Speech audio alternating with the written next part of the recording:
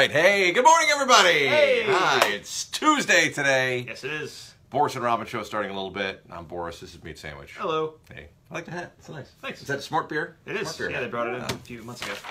Very nice. All right, so it is Ticked Off Tuesday today. We're going to open up the phone lines and find out what's bugging you guys. So, let us have it. Whatever is bothering you, that's what Ticked Off Tuesday is all about. I'm a little worked up over Apple Care. Really? Yeah. Why?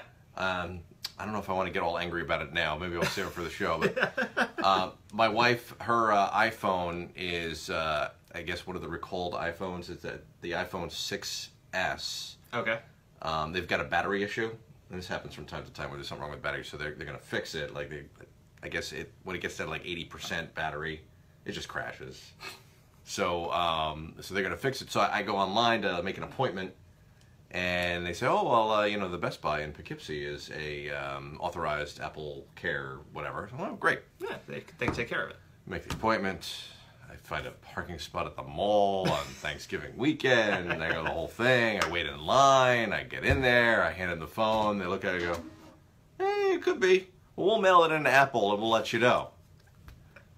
I thought they were an authorized fix-it place for Apple. No, we just take them. I'm like, I could have mailed it in myself. I could have waited in the post office. It would have been less time. They're an authorized post office. And my wife's not going to hang out without a phone for like 3 weeks. Like, give me that back. So I got to go to Danbury. This is the whole thing's ridiculous. So we'll talk more about that on the air this morning. But let us know what's bugging you. Oh, look at all these people chiming in this morning. Sean, good morning. Ramona, good morning to you. Wayne, hello. Nancy. All right, thanks for joining us, guys. And here's another thing. It's kind of baking our biscuits. Was it? Burning your biscuits? Grinding our beans this week. This is the Elf on the Shelf week. Right. Now, you're a young guy. Have you ever did the Elf on the Shelf when you were a kid? Don't really have an idea of what it is. It's an elf that's on a shelf. All right. That's so the idea. This is one of these. This is probably the biggest regret of my life, is starting this Elf on the Shelf with my child. So it's a little elf, and he sits on the shelf, and the story goes that he watches over your child all day, and then flies to the North Pole at night, reports back to Santa. Okay.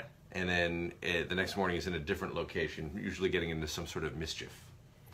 So you get like all these like Pinterest moms and stuff like that they'll, the child will wake up and then all of a sudden the elf is like in a bowl of marshmallows and doing something silly, and then the next morning he's doing something else. Okay.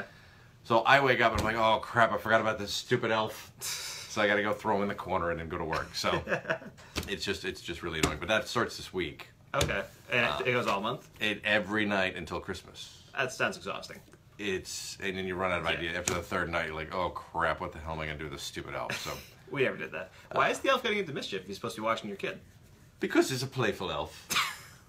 And I don't know, I guess parents work a lot. They feel bad they don't spend time with their kids, so while they're sleeping, they're like, oh, fine, I'll make up for all those hours of not doing anything with my kid, and I'll make it. Honestly, if you want to go out or whatever, you can just leave the elf there and, have it watch the kid for you. He can still behave himself if he thinks Santa's watching. I mean, if they buy into it, it probably would work. It would work. I know some people that, I guess the elf writes a letter. It says, I'm not moving this year. I hurt my leg last Christmas, so I'm just watching. Just so you know. I hurt my leg in the bowl of marshmallows. Yeah.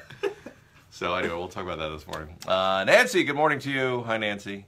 All right, we got a lot of people there. I think you gotta scroll upwards. Do I have to go upwards? No. Oh, I'm back to Nancy. Oh, there you go, Zoe. Nothing bugs me, and I'm Italian too. Okay, good. Hi, Nancy. Hi, Zoe. David, sounds like Annabelle. The evil doll. Oh, the evil doll. You're right. You're right. Okay, so a lot of Italian people writing in for some reason. All right, got a whole conversation going on. All right. Also today we've got our beer of the week. Brendon from Beer World's going to be in, so we'll figure out what that beer is. Yeah, was he trying to bring in that fancy beer that you were talking about last week? I don't know. I don't know what he's bringing in this week. We'll have to see. He's always a mystery, Brendon, but it's always something delicious. Like last week, we didn't know he was going to bring that breakfast beer in. Right, and he did. That's very good. So it's always fun waiting for him. And then, of course, tomorrow, we're going to be handing out a stack of $100 bills to our listeners, and we'll explain how you can do that this morning, so be sure to tune in. You're going to want to be listening. If you don't listen today, that's, definitely listen tomorrow. Right, so you can try to get the $100 bills. Yeah, so you can win the $100 just for listening to the show. All right, so we got all that going on. We'll cut this short so Meat Sandwich and I can talk more about our Westworld theories. Yes. With Bobby Welber, who I know he also watched too last night. So we're all caught up. So everyone's a robot. Probably. That's right. I think. Well, then the question is, what's going on in the outside world? People are saying maybe the next whole season will take place in the outside world. Really? And maybe like the whole world, because this is in the future, maybe the whole world is collapsed and there's no other creatures because he made that whole big speech about how mankind and stuff like that. The entire show is just Anthony Hopkins monologuing for really like 60 minutes. And then flash to a young Anthony Hopkins. The nature of man is That's really good. They should hire you for the next season. You'll be young Anthony Hopkins. All right, we'll talk about our stupid stuff and join us 6 o'clock on the air just a little bit. Thanks.